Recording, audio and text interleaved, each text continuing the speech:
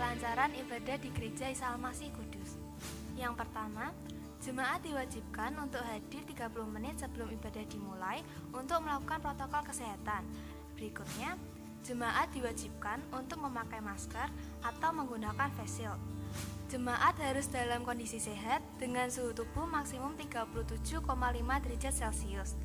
Sebelum memasuki ruang ibadah, jemaat diwajibkan untuk mencuci tangan. Selanjutnya, jemaat diwajibkan untuk menjaga jarak minimal 1 meter baik di dalam maupun di luar ruangan. Berikutnya, jemaat dianjurkan untuk menjaga jarak saat antri untuk memasuki lift dan dianjurkan untuk tidak berbicara selama di dalam lift. Yang ketujuh, ganti salaman dengan senyuman. Saat bersin atau batuk, harap tutup mulut menggunakan lengan atas sebelah dalam. Yang terakhir, jemaat tidak diperkenankan untuk berbicara dengan jemaat lain selama ibadah berlangsung. Selamat hari Minggu, selamat beribadah, dan Tuhan Yesus memberkati.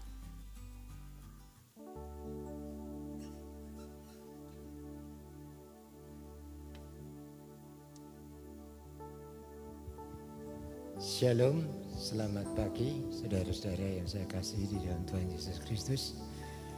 Kalau ibadah yang pertama Tuhan sudah memimpin, menyertai dan memberkati, maka ibadah yang kedua saya percaya Tuhan akan melakukan hal yang sama. Oleh karena itu mari kita akan sama-sama bangkit berdiri. Kita akan mulai ibadah yang kedua ini, kita serahkan ke dalam tangan pimpinan Tuhan. Bahwasanya pertolongan kita datangnya dari Allah Bapa, Khalik langit bumi dengan segala isinya, yang memelihara dengan kasih setianya dan yang tidak pernah meninggalkan perbuatan tangannya. Turunlah ke atas saudara-saudara semua, anugerah dan sejahtera dari Allah Bapa dan Tuhan kita Yesus Kristus sementara kita beribadah kepadanya. Amin. Puji Tuhan, shalom Bapak Ibu yang dikasihi Tuhan. Selamat bertemu kembali di dalam bait Tuhan dalam ibadah kita saat ini. Pemazmur berkata, beribadahlah kepada Tuhan dengan sukacita, datanglah ke hadapannya dengan sorak-sorai. Masuklah melalui pintu gerbangnya dengan nyanyian syukur, ke dalam pelatarannya dengan puji-pujian. Bersyukurlah kepadanya dan pujilah namanya, sebab Tuhan itu baik. Amin Bapak Ibu. Mari kita rayakan kehadiran Tuhan di tengah-tengah kita saat ini. Kita beri tepuk tangan yang paling meriah buat kehadiran Tuhan yang siap untuk melawat kita. Mari kita naikkan pujian, masuk hadiratnya dengan hati bersyukur. Haleluya.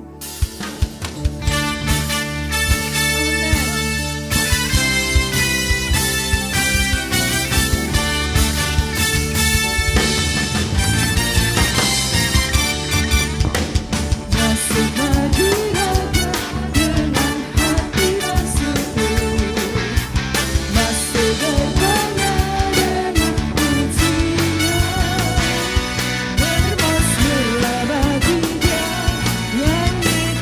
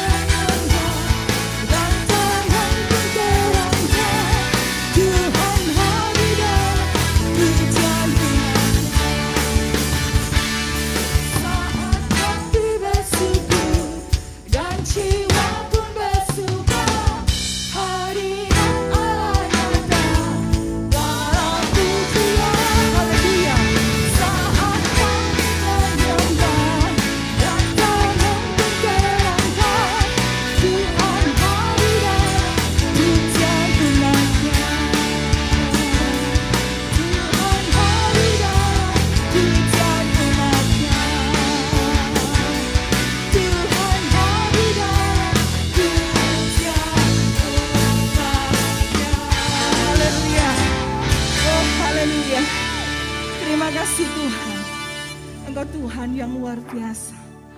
Kuasa-Mu ajaib buat kami semua. Kami datang di hadapan-Mu Tuhan. Kami meyakini bahwa pengharapan kami hanya di dalam Engkau. Engkau Tuhan yang maha kuasa. Engkau Tuhan yang luar biasa. Engkau akan menggenapi setiap janji-janji-Mu dalam setiap kehidupan kami umat-Mu. Mari naikkan bersama pujian kita. Kau Tuhan yang besar. Aku punya Tuhan yang besar. Kuasanya yang ajaib. Sanggup menolong kita semua. Haleluya. Oh, haleluya.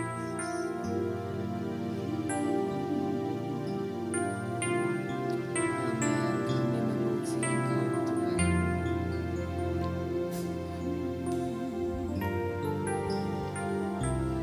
Ku hidup karena percaya. Kau yang berjanji setia, pengharapanku selalu ada di dalam-Mu.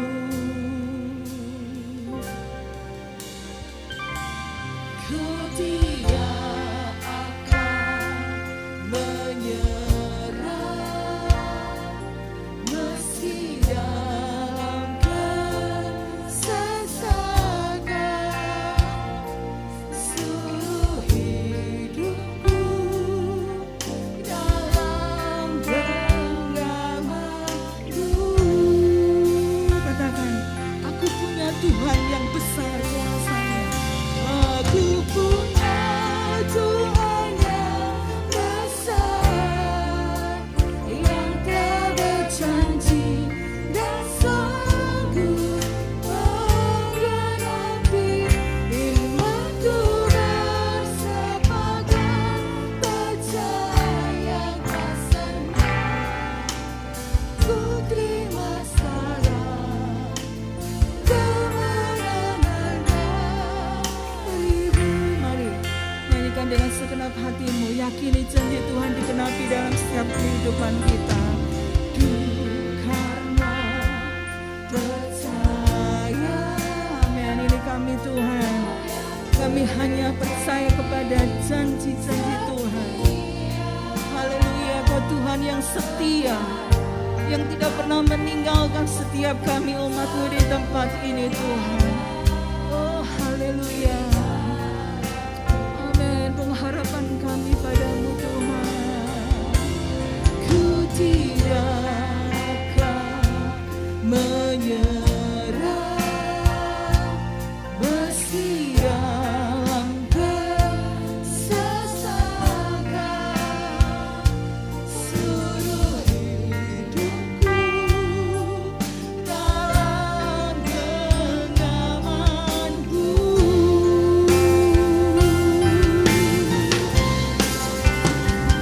Aku punya Tuhan yang besar, yang tak berjanji dan sanggup menggenapi imanku bersepakat percaya kasih-Nya. Ku terima syarat kemenangan dariku.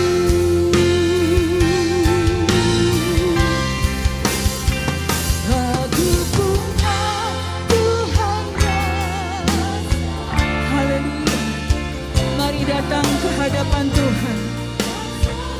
Lihat, Dia ada di tempat ini saat ini. Berseru, berharap, yakini janji-Nya digenapi dalam kehidupan kita. Oh haleluya, sembah Dia, tinggikan Dia. Haleluya. Aku punya Tuhan yang besar, yang tak berjanji dan sanggup menggenapi imanku bersepakat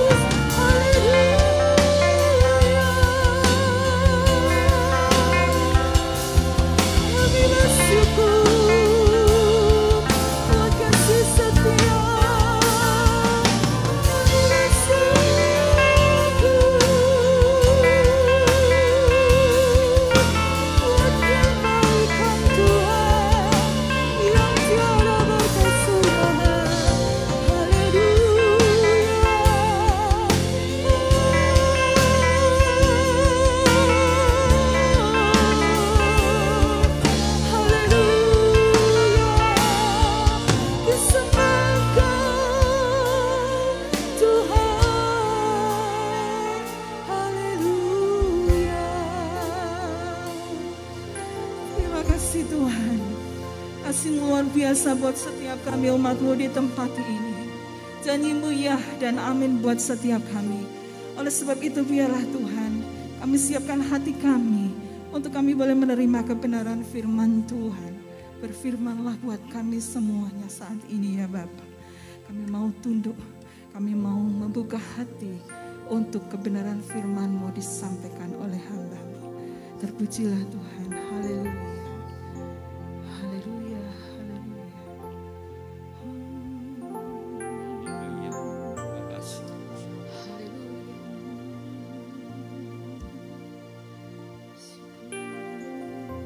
Terima kasih ya Tuhan.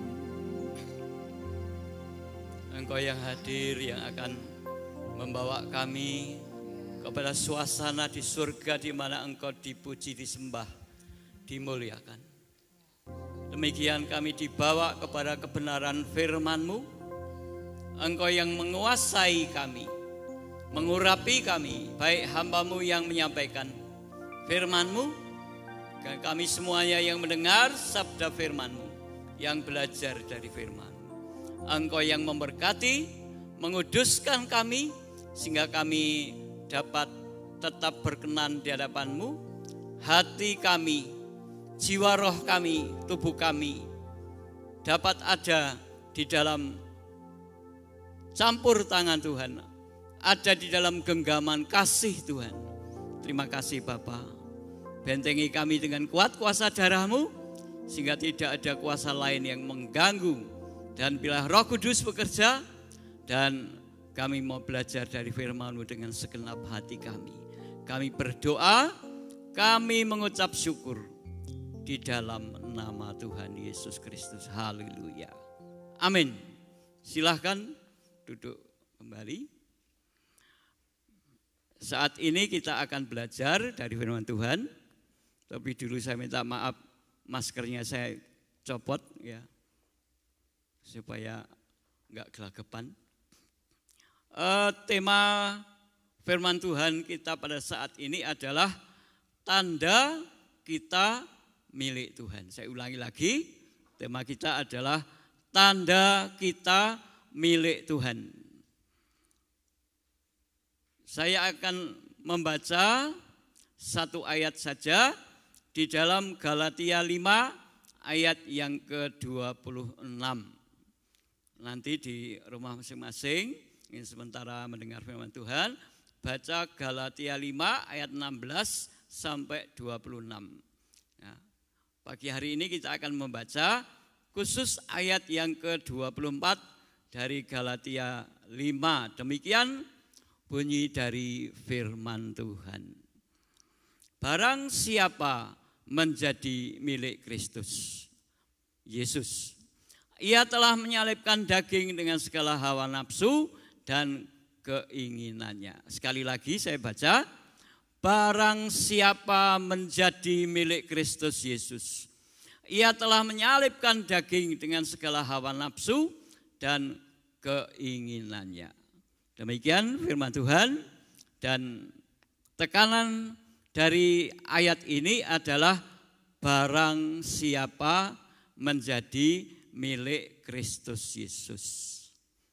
Itu mari kita akan soroti firman Tuhan ini yang kemudian dilanjutkan dengan ia telah menyalibkan daging dengan segala hawa nafsu dan keinginannya. Ya, jadi telah itu artinya sudah dimulai ada di dalam kehidupannya sehari-hari. Ya, jadi kalau dikatakan di sini ia telah menyalibkan daging dengan segala hawa nafsu dan keinginannya, itu tidak pernah lepas dari karya salib Yesus Kristus di atas kayu salib, di atas Golgota. Ya, jadi kalau dikatakan telah menyalibkan daging dengan segala hawa nafsu dan keinginannya, itu artinya memandang ke salib Kristus.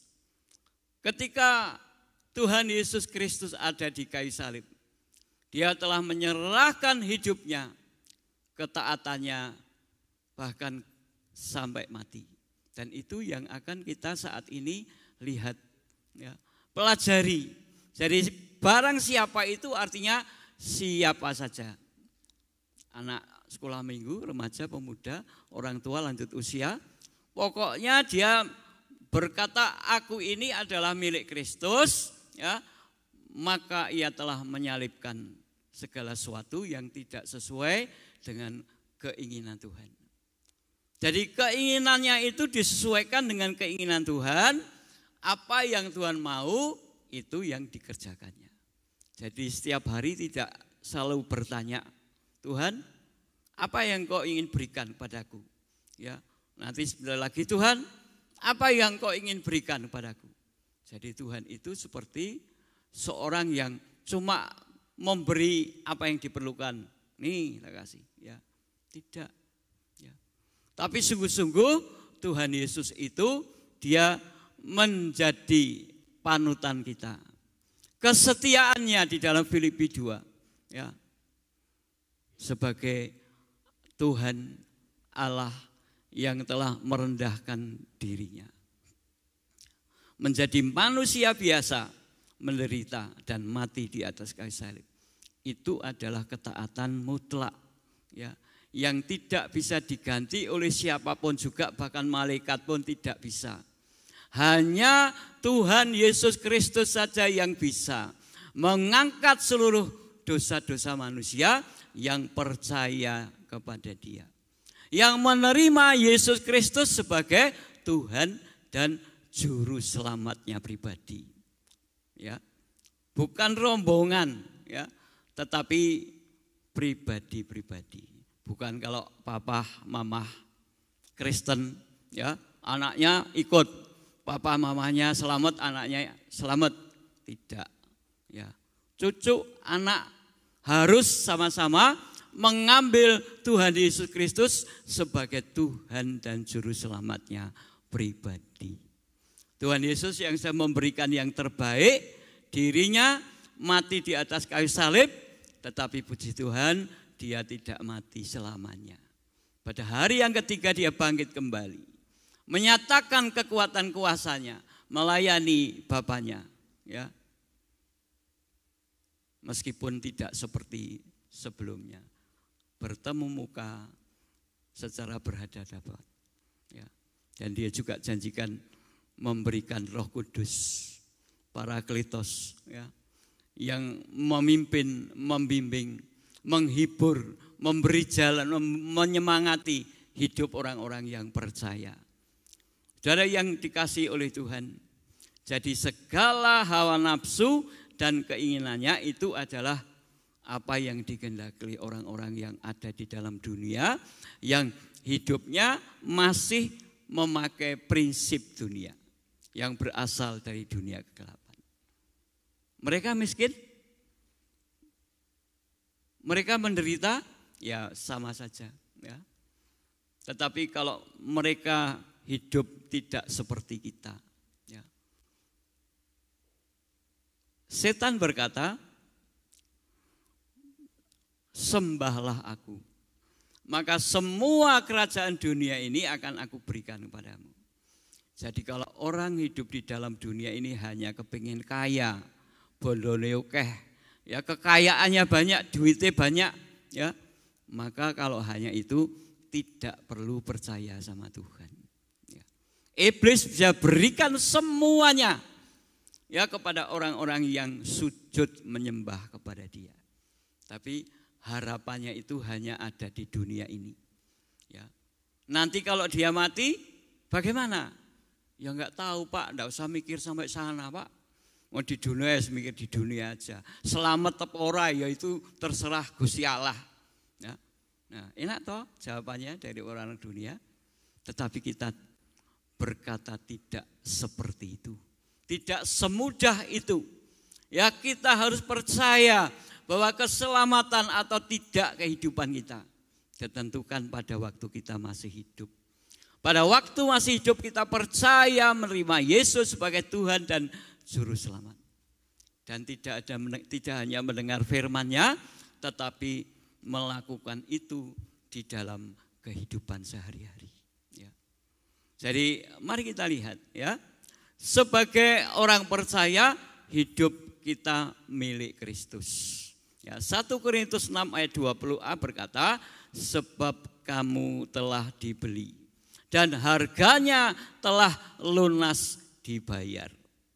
Sekarang ini zaman paling enak kalau mau utang piutang. Ya, di HP saya yang dulu itu hampir tiap hari 3 kali butuh dana, ya, butuh uang, ya, jadi lewat online. Jadi yang masuk itu biasanya Telkomsel itu ayo SMS banyaknya, ya ayo telepon sebanyak-banyaknya atau yang ini. Ya. Saudara perlu dana dan sebagainya. Saya sebenarnya paling benci kalau seperti itu, saudara. Ya. Tapi tiap hari masuk. Ya. Nah, saudara yang dikasih Tuhan, ada banyak kemudahan saat ini. Motor dikredit, mobil dikredit, ya, sepeda dikredit, ya, bahkan sandal dikredit, sepatu dikredit.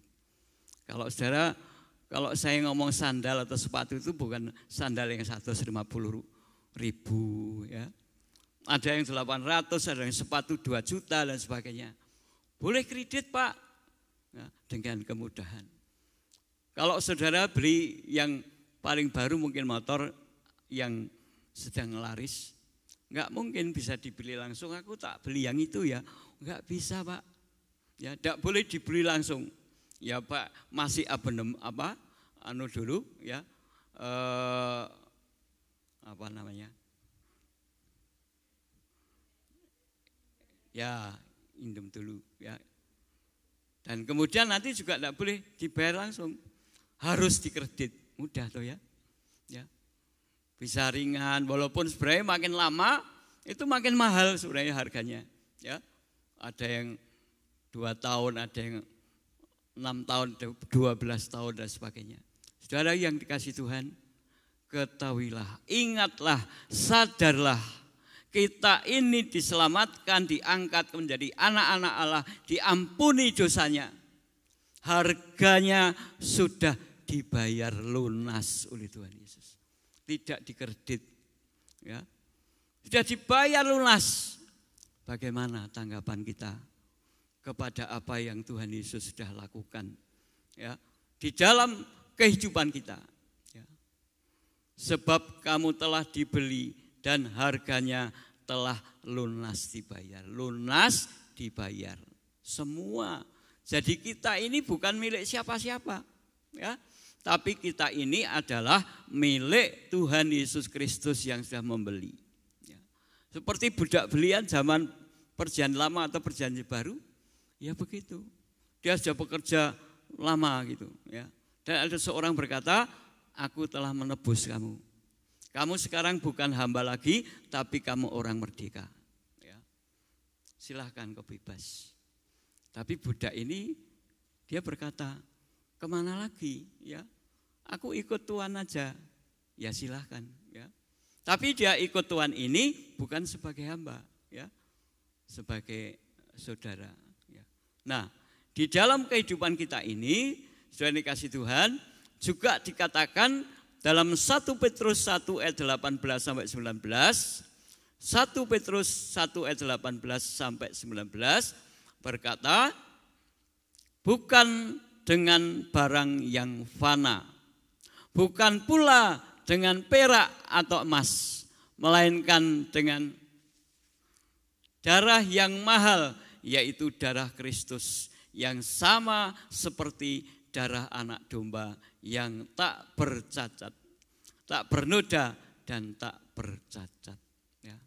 Jadi kita ini dibeli bukan dengan barang yang fana, emas, berlian, perak, atau kalau ada yang lebih mahal lagi, tidak, tetapi dengan darah Yesus, darah yang mahal, darah Kristus yang sama seperti darah anak domba yang tak bernoda dan tak bercacat.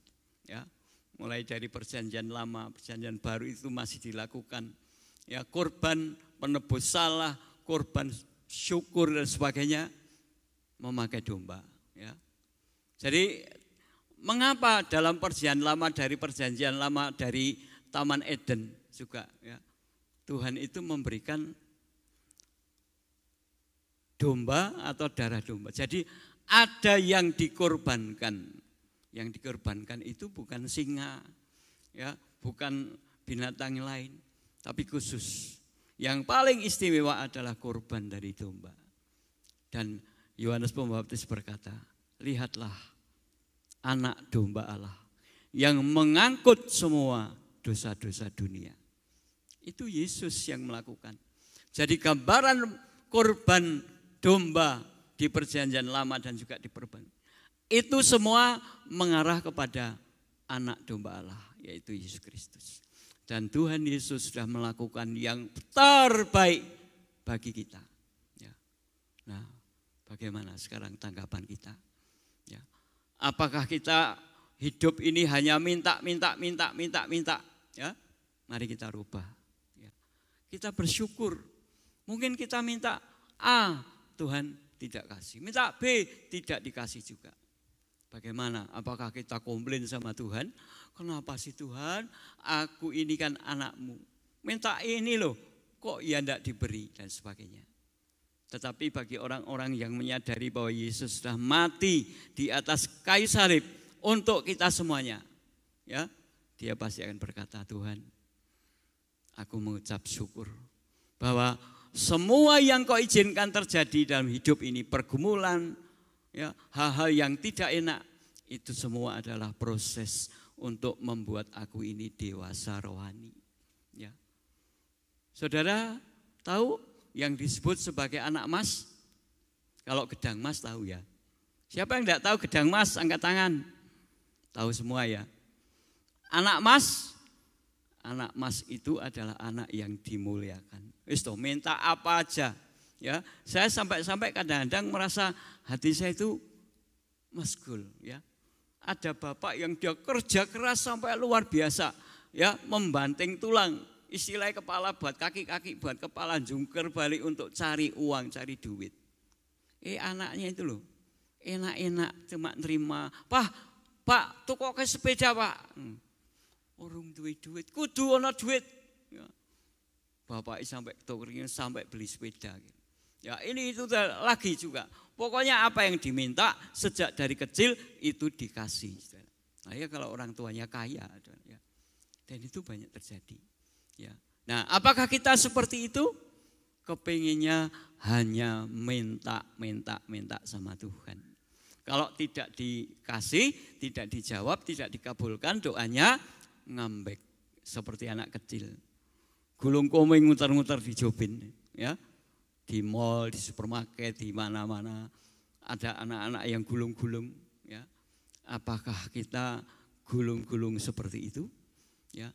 Kalau kita menghadapi persoalan kehidupan ini, ya, kita masih seperti orang dunia ini, itu namanya kita masih Kristen kerdil. Kristen yang belum dewasa. Nah, justru Tuhan kasih begitu banyak izin untuk ini, itu, dan sebagainya diizinkan oleh Tuhan. Supaya kita menjadi anak-anak bertumbuh remaja, pemuda, orang tua lanjut usia. Hidup memuliakan Tuhan, diperkenan oleh Tuhan. Apa yang diminta oleh orang itu, dikasih lebih. Bukan sesuai kemauannya, kehendaknya. Ya, tetapi sesuai dengan kasih karunia-Nya. Kira-kira sesuai manusia, ya, yang minta ini dikasih persis, kasih B. Lebih besar mana? Ya, standarnya itu adalah sesuai dengan anugerah Allah. Ya. Tuhan itu kalau ngasih pasti lebih tepat dari apa yang kita ini inginkan, doakan, pikirkan. Ya. Yang tidak dipikirkan oleh pikiran, ya, yang tidak diingat dengan hati. Itu yang disediakan oleh Tuhan bagi orang-orang yang percaya kepada Dia. Ya. Jadi Tuhan dengan keyakinan dalam dirinya untuk tetap menaati Allah Bapa. Ya, Dia seperti anak domba yang tak bernoda dan tak bercacat. Walaupun Yesus secara manusia dia di Taman Getsemani pernah berkata, Bapa, kalau boleh cawan ini lalu daripadaku. Ya. Tetapi bukan kehendakku yang terjadi, tapi kehendakmu. Dan Yesus tetap harus disalibkan, menderita di atas kayu salib untuk menebus dosa-dosa kita. Ya. Dia anak domba yang tak bernoda dan tak bercacat. Karena kita ini milik Kristus, maka kita harus memiliki kehidupan yang berbeda dengan orang-orang dunia. Jadi yang saya maksud di sini bukan orang-orang yang tinggal di dunia, bukan. Yang saya maksud adalah orang-orang yang tinggal di dalam dunia ini yang hidup dengan prinsip-prinsip dunia. Nendang orang, sikut orang, enggak apa-apa, pokoknya aku untung. Pokoknya aku bisa miliki itu. Orang lain mau celaka, mau namanya jelek lah. Ya, itu dunia. Ya. Tetapi bahkan dalam kehidupan di dalam rumah gereja masih ada banda orang seperti itu. Ya. Saya kira masih ada dan tidak sedikit. Ya. Jadi kalau itu termasuk kita saat ini, mari kita betul-betul memandang kepada karya Tuhan yang sudah dikerjakan semua bagi kita. Ada pertobatan yang sungguh-sungguh. Tuhan, ampunilah kalau selama ini aku hanya minta dan minta. Ajarkan sekarang ini ya Tuhan, untuk aku bertanya kepadamu ya Tuhan. Tuhan, apa yang harus aku lakukan?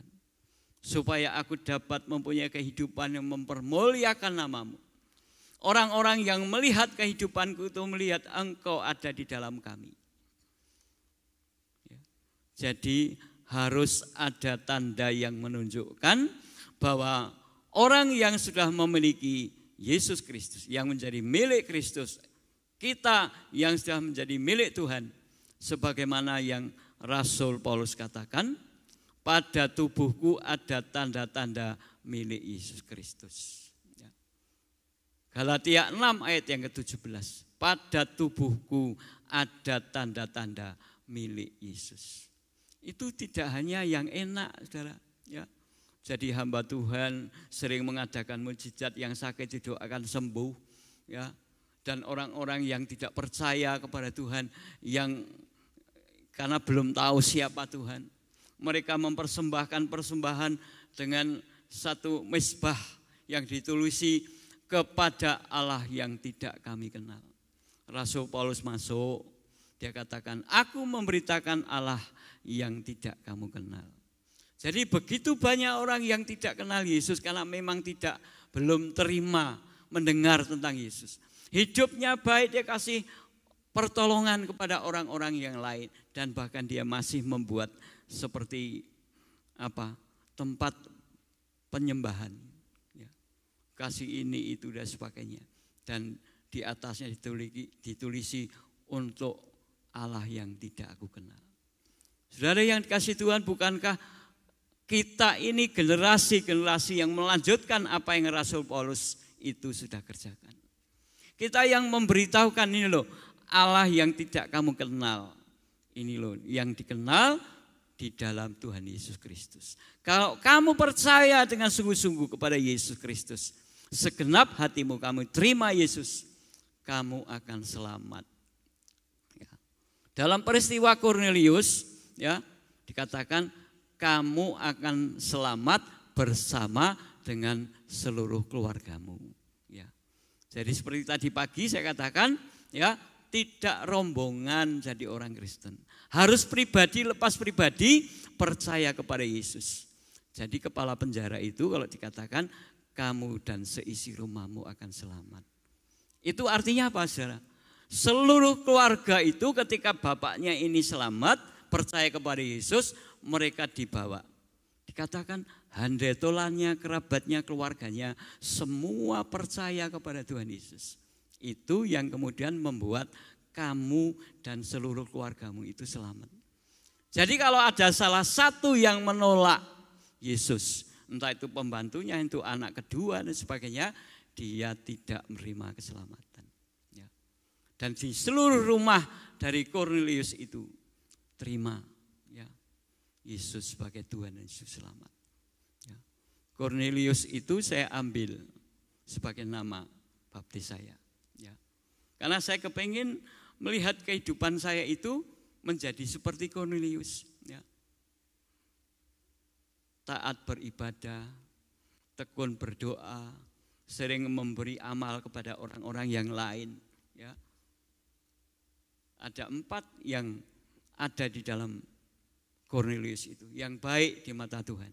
Dan Tuhan mencari orang-orang yang seperti itu, tapi ada 1 yang kurang. Ya, seperti 4 sehat, 5 sempurna. Yang kurang dari kehidupan Kornelius itu adalah Yesus diambil, diterima menjadi Tuhannya pribadi. Kemudian Kornelius dan keluarganya ya semua terima Yesus dari pemberitaan Rasul Petrus. Saudara yang dikasihi Tuhan, betapa bahagianya sebenarnya. Kalau kita menyadari kita ini adalah umat ketebusan ya, yang sudah menjadi milik Kristus. Jadi seperti saya katakan, Rasul Paulus itu enggak yang enak-enaknya saja. Ya, di dalam diriku itu ada duri-duri, ya, duri-duri dalam daging. Maksudnya itu kesulitan-kesulitan, ya sakit, kelemahan secara fisik, ya matanya yang tidak begitu jelas karena dia banyak nulis di penjara dan sebagainya. Ya, tetapi dia tidak pernah kalah. Dia berkata, meskipun tubuhku ini terpenjara, tapi rohku ini bebas menyembah Tuhan. Ya. Itu seharusnya yang diberikan firman Tuhan untuk kita kerjakan, kita turuti. Ya. Sehingga pada waktu kita melihat keadaan tidak sesuai dengan apa yang kita kehendaki, pandang pendahulu-pendahulu kita. Yang dia menderita, mereka menderita karena mempertahankan kebenaran firman Tuhan dalam kehidupannya. Tetapi mereka diakhiri dengan sesuatu yang luar biasa. Diberkati Tuhan, dilepaskan. Ya. Memang Rasul Paulus dia mengakhiri hidupnya, dia berkata, aku telah memelihara iman. Sekarang tersedia bagiku mahkota kehidupan. Tapi bukan hanya untuk aku saja, tetapi untuk setiap orang yang menanti-nantikan kedatangan Tuhan Yesus yang kedua. Sampai akhir ya hidup kita itu, sampai Tuhan Yesus datang atau sampai kita mati. Iman, pengharapan, kasih itu harus tetap ada dengan satu pemahaman, Tuhan Yesus sudah melakukan yang terbesar ya, bagi kehidupan kita, bagi keluarga kita, bagi pelayanan pekerjaan kita. Ya. Oleh sebab itu saudara yang kasih Tuhan, pada masa-masa akhir Tuhan akan mengadakan pemisahan antara orang benar dan orang fasik. Antara gandum dan ilalang. Itu nanti akan dipisahkan. Domba dipisahkan dengan kambing. Dan kemudian dipisahkan betul-betul, yang domba akan bersama dengan Tuhan. Yang dipisahkan dari kambing-kambing, ya, gandum dan ilalang. Oleh karena itu kita harus menunjukkan kualitas hidup atau mutu kehidupan yang berbeda dengan dunia sebagai tanda bahwa kita adalah milik Tuhan. Ya. Jadi nats kita tadi menyatakan bahwa menjadi milik Kristus berarti kita telah menyalibkan daging dengan segala hawa nafsu dan keinginannya. Tanda nyata kita menjadi milik Tuhan adalah yang pertama, dari perkataan kita. Ya. Berhati-hatilah dengan perkataan kita, sebab dikatakan Amsal 18 ayat 21, hidup dan mati dikuasai lidah. Siapa suka menggemakannya akan memakan buahnya. Siapa yang nanam, dia akan menuai hasilnya. Apa yang keluar dari mulut kita haruslah perkataan yang selaras dengan firman Tuhan. Efesus 2 ayat 29, Efesus 4 ayat 29 berkata, janganlah ada perkataan kotor keluar dari mulutmu, tetapi pakailah perkataan yang baik untuk membangun. Di mana perlu supaya mereka yang mendengarnya beroleh kasih karunia. Jadi semua untuk kebaikan. Oleh karena itu kita harus menahan dan menjaga lidah kita, sebab dalam banyak bicara ada banyak pelanggaran. Amsal 10 ayat yang ke-19. Kita harus bisa menjadi orang yang bijak. Amsal 14 ayat 3 berkata, orang bijak dipelihara oleh bibirnya. Enggak ngawur kalau ngomong, ya, dipikir dulu, dicerna, baru dikeluarkan. Nah, bagaimana perkataan kita? Dimanapun dan kapanpun kita tidak boleh menahan ucapan kita untuk tidak memberitakan firman Tuhan. Bersaksi tentang kebaikan Tuhan untuk memberitakan kabar baik. Lalu yang kedua, perbuatan kita. Ya, kita ini surat Kristus yang terbuka, bisa dibaca oleh semua orang. Perbuatan kita harus meneladani kehidupannya. 1 Yohanes 2 ayat yang ke-6 berkata, barang siapa mengatakan bahwa ia ada di dalam Dia, ia wajib hidup sama seperti Kristus telah hidup. Ya, kerendahan hatinya, ya, kasihnya kepada kita. Ya, nama Tuhan Yesus kira dipermuliakan dalam kehidupan itu. Ya, jadi siapa yang berkata aku milik Kristus harus hidup sesuai dengan bagaimana Kristus hidup. Kalimat yang terakhir, tanda seorang menjadi milik Tuhan atau milik Kristus terlihat dari wujud nyata perilaku hidupnya sehari-hari. Jadi tidak seminggu ikut firman Tuhan melakukannya, seminggu lagi tidak, tapi sehari-hari, setiap waktu, setiap saat. Ya. Seorang yang menjadi milik Tuhan atau Kristus terlihat dari wujud nyata perilaku hidupnya sehari-hari. Biarlah firman Tuhan dapat menjadi berkat bagi kita semuanya. Mari kita akan berdoa. Bapa di surga, Engkau yang hadir di tempat rumah ibadah ini, bahkan Engkau ada di dalam hidup kami pribadi lepas pribadi. Terima kasih untuk firman Tuhan yang sudah kami terima, supaya kami menjadi milik Kristus yang sungguh-sungguh memberikan wujud nyata dalam kehidupan kami, baik melalui perkataan dan juga melalui perbuatan. Kami hidup seperti Engkau hidup, ya Yesus. Engkau ingin supaya setiap orang mendengar berita kabar sukacita, diselamatkan karena iman kepada Engkau, ya Yesus. Dan sementara masih ada dalam kehidupan ini, Engkau memberkati setiap kami yang hadir saat ini, ya Tuhan. Jadikan kami bukan hanya menjadi pendengar-pendengar yang baik saja, tetapi menjadi pelaku-pelaku firman-Mu yang baik, sehingga Engkau Bapa dipermuliakan melalui kehidupan kami hari demi hari. Terima kasih buat semuanya ini. Kami berdoa, kami bersyukur di dalam nama Tuhan Yesus Kristus. Haleluya. Amin. Ya. Kita akan berdoa, ya, sekali lagi untuk persembahan yang sudah kita berikan atau yang akan kita berikan. Sekali lagi Bapa, kami serahkan untuk persembahan kami, yang kami sertakan seluruh hidup kami yang adalah milik-Mu menjadi persembahan yang kudus. Tuhan memberkati, Tuhan menguasai kami, sehingga apa yang kami berikan dengan segala ketulusan hati, karena sebenarnya semua itu adalah milik-Mu. Kami menyerahkan persembahan kami, sucikan, kuduskan, dan menjadi kemuliaan bagi nama-Mu di dalam nama Tuhan kami Yesus Kristus. Haleluya. Amin. Saudara yang kasih Tuhan, saya ingin menyambut bagi saudara sekalian yang baru pertama kali beribadah di Gereja Isa Al-Masih Kudus. Silakan bangkit berdiri. Nanti Ibu atau Bapak Majelis akan menyambut saudara yang baru pertama kali hadir di ibadah di Gereja Isa Al-Masih Kudus. Ada? Ya, enggak ada ya. Saudara adalah anggota jemaat yang setia. Kemudian yang kedua, kita akan berdoa untuk yang berulang tahun. Kita percaya Tuhan sendiri akan menolong dan memberkati. Ada yang berulang tahun sampai hari ini, Senin yang lalu sampai minggu ini, silakan bangkit berdiri. Nanti saudara akan didoakan. Ya, tidak ada. Ya, puji Tuhan. Mari kita akan berdoa untuk yang berulang tahun meskipun mereka tidak hadir saat ini. Sekali lagi ya Tuhan, kami menyerahkan ke dalam tangan-Mu anak-anak-Mu yang berulang tahun.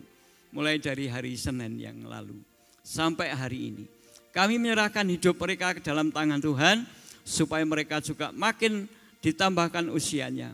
Makin memperoleh hikmat yang dari Tuhan. Nama-Mu dipuji, dipermuliakan ya Bapa.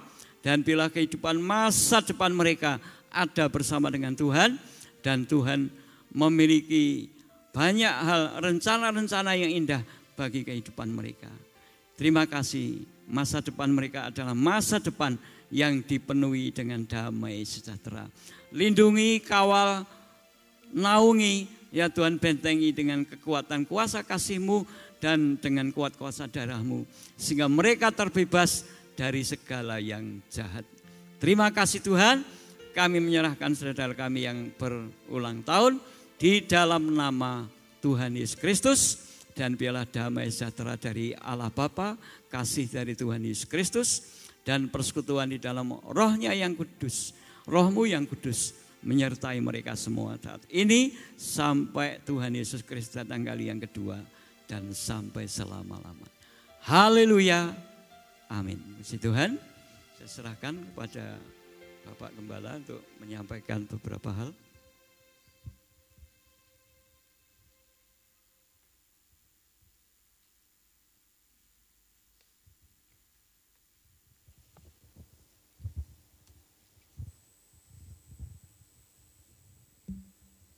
Ya, saudara-saudara, kalau hari ini kita akan mengadakan satu pengumuman tentang pemilihan majelis yang baru yang kita sudah beritakan pada minggu yang lalu, maka hari ini sebenarnya saya akan membacakan, tetapi mata saya ada masalah sehingga saya tidak bisa membaca secara jelas.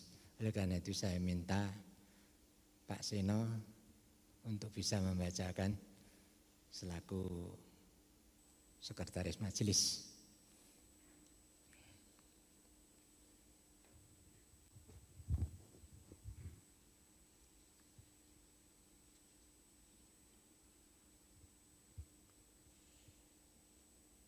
Shalom, selamat pagi Bapak Ibu, Saudara, jemaat yang dikasihi oleh Tuhan Yesus Kristus.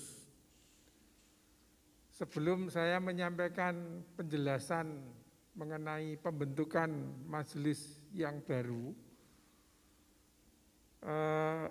ingin saya sampaikan terlebih dahulu bahwa di dalam penjelasan ini nanti kalau ada kata saya itu bukan berarti saya pribadi Timotius Senojoyo, tetapi saya dalam hal ini adalah Bapak Gembala, Bapak Pendeta Lukas Sutrisno. Karena saya membacakan yang mestinya rencana beliau yang menyampaikan. Kiranya ini awalan atau pendahuluan dari saya. Melalui kesempatan ini, saya akan menjelaskan secara langsung berkenaan dengan pengumuman minggu yang lalu tentang pemilihan majelis baru dengan cara kombinasi. Sebagian dipilih oleh jemaat dan sebagian diangkat oleh gembala. Setelah melalui proses penyaringan, saya mendapatkan 6 orang calon majelis dari majelis yang lama dan 12 orang bakal calon majelis dari jemaat. Dari 12 orang bakal calon majelis tersebut, setelah saya hubungi satu persatu, ternyata 11 orang tidak bersedia dicalonkan. Dan hanya satu orang yang siap menjadi calon majelis. Oleh karena tidak memenuhi jumlah yang dikehendaki, maka tidak bisa dilakukan pemilihan majelis. Oleh karena itu, saya sebagai gembala jemaat memutuskan dengan cara pengangkatan. Sebelum saya menjelaskan lebih lanjut, saya ingin menjelaskan lebih dahulu mengenai cara kombinasi, yaitu antara pemilihan dan pengangkatan. Yang pertama, untuk 6 orang calon majelis dari majelis yang lama, saya meminta masukan dari 11 orang majelis yang lama dan 4 orang hamba Tuhan, yang masing-masing saya minta mengusulkan 6 orang calon dari majelis yang lama. Dalam hal ini saya tidak menggunakan hak pilih saya. Hasil masukan dari majelis lama dan 4 orang hamba Tuhan, maka diperolehlah 6 orang calon majelis dari unsur majelis lama. Yang kedua, untuk 8 orang calon majelis baru, 2 orang saya angkat sesuai hak prerogatif saya sebagai gembala jemaat, yaitu dari unsur majelis lama. Ini murni pilihan saya. Jadi yang 2 orang ini majelis lama itu murni pilihan dari Bapak Gembala. Setelah melalui pergumulan dan seleksi yang cukup dan dukungan dari tim 7 sebagai panitia pemilihan, maka saya memutuskan untuk mengangkat 6 orang calon majelis dari unsur jemaat sebagai kelengkapan kemajelisan yang baru masa bakti tahun 2020 sampai dengan tahun 2024 yang berjumlah 14 orang. Maka hari ini sesuai dengan tata gereja, saya memutuskan dan menetapkan pengangkatan 14 orang calon majelis baru dengan nama-nama sebagai berikut. Nanti akan ditayangkan di multimedia, di LED Videotron. Mohon multimedia operator bisa menayangkan nama-nama 14 calon majelis yang baru. Pertama, Ibu Yani Setiawati. Kedua, Ibu Saudari Ratnawati Sulistyo. Ketiga, Bapak Timotius Senojoyo. Keempat, Bapak Oni Tamura. Kelima, Bapak Stefanus Hogi. Keenam, Bapak Lukas Karwoto. Ketujuh, Bapak Lewi Daniel Supriyadi. Kedelapan, Bapak Beni Saburianto. Kesembilan, Bapak Edi Pramono. Ke-10, Bapak Edi Mulyono. 11, Bapak Rudi Mintaraga.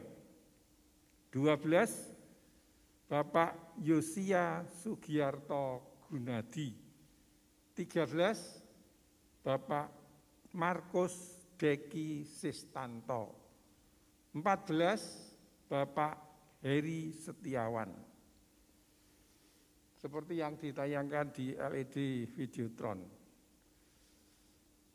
Nama-nama calon majelis ini akan dimuat di dalam warta jemaat pada hari Minggu tanggal 18 Oktober yang akan datang.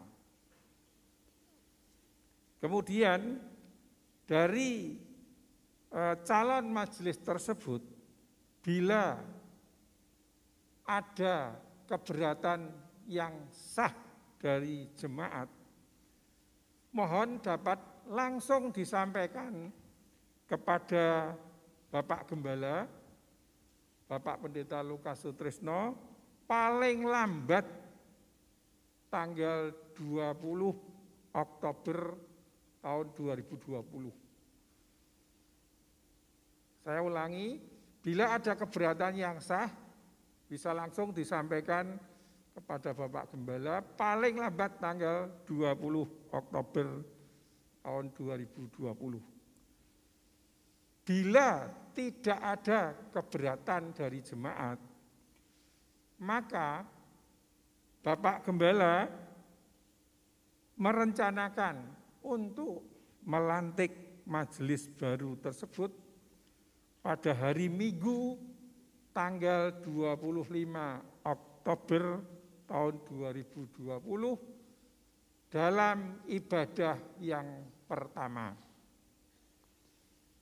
Jadi pelantikan tanggal minggu terakhir Oktober tanggal 25 Oktober dalam ibadah yang pertama. Demikian penjelasan saya. Terima kasih untuk perhatian segenap jemaat. Kiranya segenap jemaat dapat menerima keputusan ini dengan damai dan sukacita. Tuhan kiranya memberkati kita semua. Amin. Ya, Mas Sino, terima kasih untuk pembacaan calon-calon majelis. Saudara-saudara,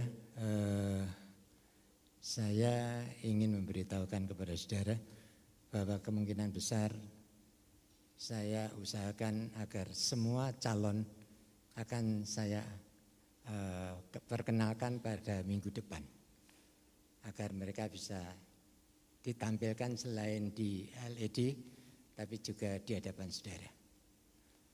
Lalu bagi mereka yang baru, yaitu Rudi, lalu Diki, lalu Heri, lalu Yosia, itu saya akan memberi perbekalan untuk mereka untuk bisa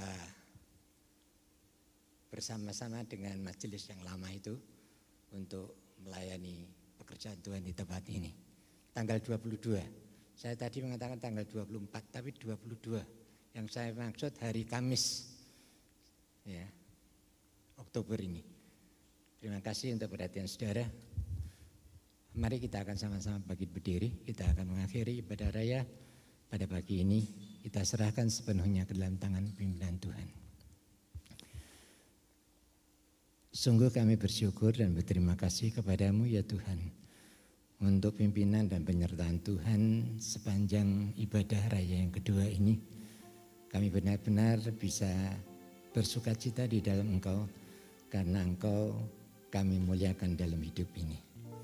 Dan kami juga bersyukur untuk apa yang sudah Engkau berikan kepada kami, yaitu kekuatan kesehatan yang baik, sehingga memungkinkan hari ini kami boleh bersama-sama kepada seluruh jemaat Tuhan yang hadir untuk memuji dan memuliakan nama Engkau. Tuhan, kami ingin agar Engkau sendiri yang memimpin setiap langkah hidup kami, sehingga apa yang kami kerjakan dan kami lakukan, Tuhan buat berhasil dan nama Tuhan dipermuliakan. Kami juga tetap ingat akan saudara-saudara kami yang saat ini sedang dalam kelemahan tubuh. Kiranya Engkau akan nyatakan mereka Engkau akan jamah mereka yang sakit. Sebab kami tahu kuasa-Mu yang dahsyat dan luar biasa. Itu yang kami harapkan, agar Tuhan sendiri yang akan menjamah mereka sehingga mereka boleh mendapatkan kekuatan dan kesembuhan dari Tuhan Yesus Kristus sendiri. Kami juga menyerahkan mereka yang saat ini sedang dirawat di rumah sakit. Tuhan, kasihani mereka. Nyatakan pertolongan-Mu Tuhan. Pakai dokter yang menangani, obat-obat yang diminum. Karena kami tahu itu menjadi sarana bagi Tuhan untuk menyatakan kasih, kuasa dan pertolongan serta kesembuhan. Supaya kami semua boleh dalam keadaan sehat bisa beribadah seperti saat ini, di mana kami bisa memuliakan, meninggikan dan membesarkan nama daripada Engkau. Terima kasih Tuhan, kami percaya hari ini Tuhan, kami tidak hanya sekedar mendengar doa kami, tetapi Engkau mendengar dan menjawab segala permintaan doa kami. Terima kasih Tuhan. Kami percaya hari ini Tuhan, Engkau sudah memimpin dan menyertai kami semua yang hadir. Dan sebentar kami akan meninggalkan rumah-Mu untuk pulang ke rumah kami masing-masing. Biarlah berkat damai sejahtera dari Allah Bapa, kasih setia dan rahmat dari Tuhan Yesus Kristus, serta persetujuan Roh Kudus akan tetap tinggal dan menyertai di dalam kehidupan saudara semua, mulai pagi ini dan sampai selama-lamanya. Amin.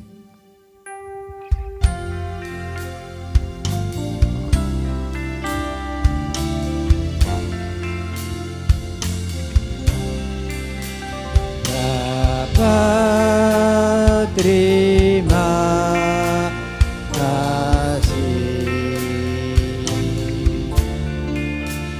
Bapa, terima kasih. Bapa di dalam